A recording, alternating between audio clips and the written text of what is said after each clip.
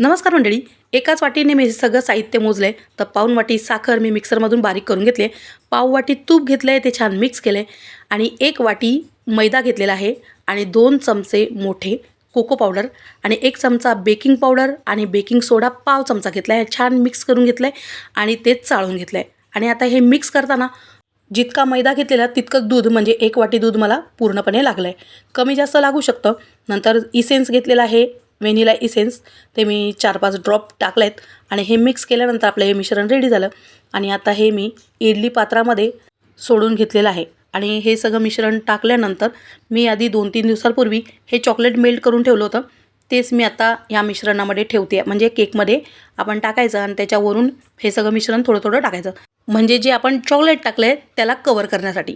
आणि माझ्याकडे आणखीन मिश्रण उरलं होतं, तर म्हटलं आणखीन जास्त केक बनतील, मग मी ते सगळे आणखीन डिश लावून घेतले. पण त्याला कवर करण्यासाठी मिश्रण उरलंच नाही, मग मी तसेच केले. पण ते सुद्धा छान दिसत होतं बघा.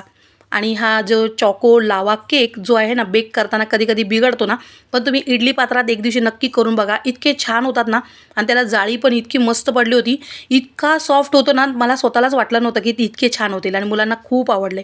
नक्की करून बघा, तुम्हाला सुद्धा आवडतील. बाय.